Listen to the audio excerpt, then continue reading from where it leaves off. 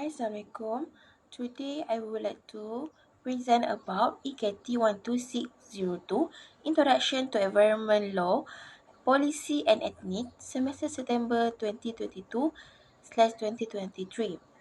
My name is Aina Nadira Binti Muhammad Zainari, metric number E22A0356, name of lecturer Prof. Dr. Aweng.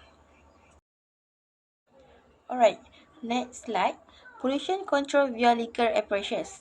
Environmental pollution, in general, can be addressed by a variety of methods, such as educational, awareness, and legal methods.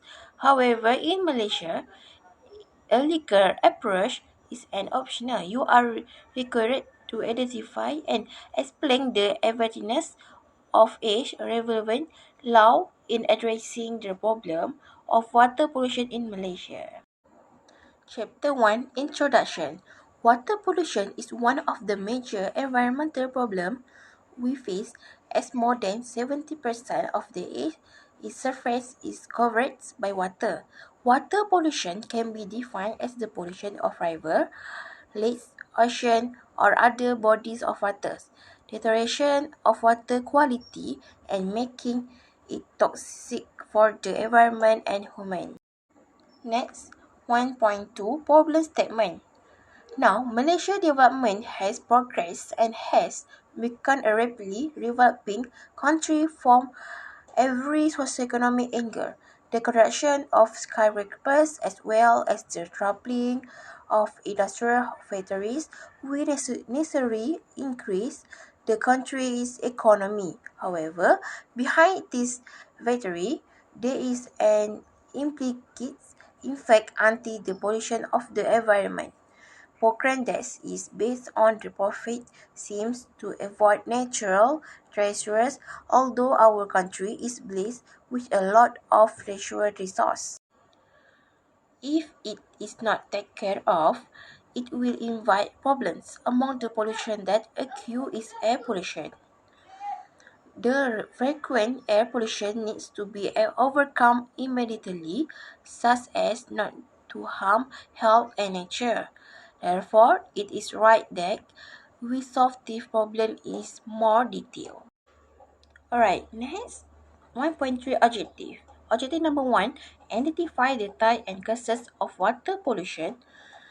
2. List the law and regulation in Malaysia that can be urged to control water pollution. 3. State who can enforce each law listed. 4. Explain the effectiveness of each rule and law involved. And last 5. Comparing the legal approach with the education and awareness approach which is appropriate to practice in Malaysia. Next, what are the types and causes of water pollution? Among the causes of water pollution is the domestic waste. The following water originates from the waste from residential area. The housing, especially is slum housing, where it establishes either in an organized area. Actually, they channel their domestic waste direct into the river without fluoridation. In addition, the traditional use of the also toilet, which is a place to dump fishes, will also contribute to water pollution. Activity such as nearby residential area also contribute to water pollution. This is caused by mud that will enter the river during heavy rains. This causes the river to be filled with mud and the river will become shallow and eventually can cause flooding. Next, number 3, the cleaning of fishing boats that dump diesel oil into the river have also caused water pollution. The rotten chaos is thrown into the river without guide. This also causes water pollution. Oil spill from oil tankers and oil right areas. For example, in the coastal waters of Terengganu, Sabah and Sarawak also cause serious sea pollution. Furthermore, aquatic life is also threatened by this irresponsible human. Number 4, the main cause of water pollution is the dumping of garbage from residential areas along river. lake shores, and the sea. The irresponsible action of residents, especially slum dwellers who throw away rubbish, has caused serious water pollution. And last, number 5, discharge of toxic waste from factories. For example, rubber factories and palm oil factories. Factories processing rubber and palm oil are also the cause of water pollution in the river. In Malaysia, toxic waste is dumped and flowed into drains, ditches, canals, and then into the river. Alright, continue. List the law and regulation in Malaysia that can us to control water pollution.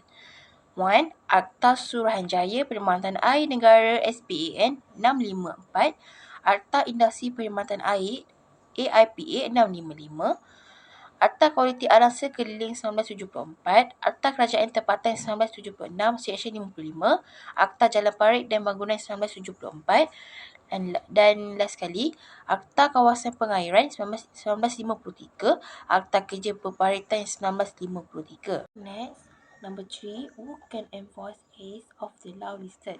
Law enforcement is the activity of some members of the government who act in an organized way to enforce the law by finding, preventing, rehabilitating, or punishing people who violate the rule and law that govern that society.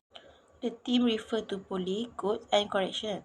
The three components can operate independently of each other or collaboratively through the use of record sharing and joint cooperation.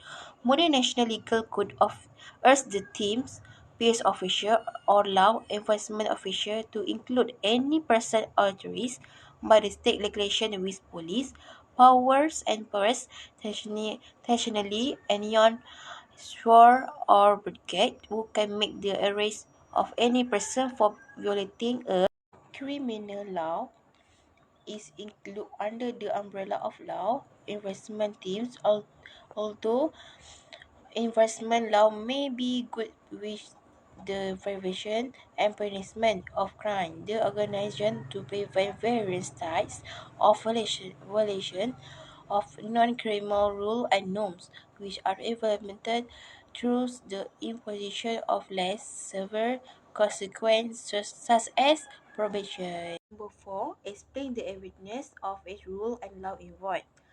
In 2005, the Malaysian Parliament passed an amendment to the 9th Schedule of the Federal Constitution to move matter related of water supply and service from the state list to a joint list aspect for River, Base, and Sarawak. The federal government is responsible for controlling the water service industry, which is the licensing and regulation of service operators, while the state government maintains the status quo across water sources, water catchment area, and river basins.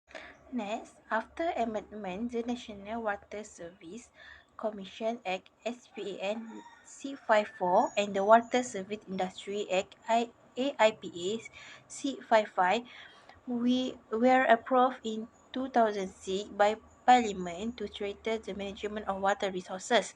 These two acts are the starting point for a new landscape of how the country manages water service.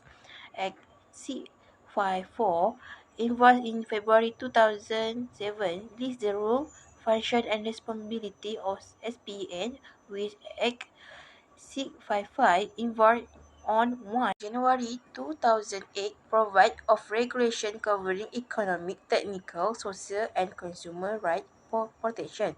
The issue of water pollution has not ended until now because to us, water every day are human, and those who pollute the water source also come from human hands. Polluted water sources will lead to the extinction of the ecological system and biological diversity. In addition to lowering the aesthetic value of the river, which affect the tourist industry and polluted rivers, will also have a direct impact of the decline in health rates. Subsequently, but both new act were approved by Parliament at the time, especially the E22A0356 by the pupil and consumer can be a solution to the issue of water pollution caused by weak monitoring and encouragement. 5. Compare the liquor approach with the education and awareness approach, which is more operative in Malaysia. Alright, the answer is the comparison between the liquor approach and the educational and awareness approach is that the liquor approach highlights the law.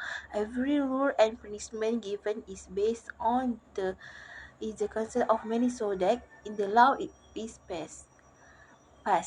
Will the education and awareness approach highlight punishment or teaching using motivation or expose to pupil, whether it is highlight the student syllabus when in school. The approach to practice in Malaysia is the education approach and awareness of the because the approach highlight early to the community. Therefore, the community will understand the matter early and avoid things that are not allowed. Next, chapter 3, method of getting information. I choose Google for more information, and the secondary sources are doing research from library. Next, chapter 4, result and discussions. Discussion that can be seen that the legal approach every few years renew its legal system. They show that there is a renewal with the existing regulation can reduce the occurrences of pollution, especially water pollution. The steps that can be taken are through mass media and posts. Today, mass media play an important role in shaping the way of thinking of a rules. Mass media now needs to provide more information about environmental pollution issue, especially in broadcast on television, newspaper, magazine, and the internet. In addition, the steps to take care of the environment are through environmental campaigns. Among the campaign that can be done are the Love Our River campaign, cycling campaign, nature friend, and so on. In this campaign, the public will be exposed to the importance of the taking care of the environment and how to take care of the environment, such as managing disposals waste, such as the cause less pollution to the environment. The next step is through the use of modern technology. With modern technology, all spill in the ocean are easy to clean up without leaving all spill residue. In addition, by using modern technology, we can carry out recycling activity of waste material and solid waste such as newspaper, old magazine, cloth and plastic material. It is already with certainly we be able to reduce pollution caused by imperfect solid waste management.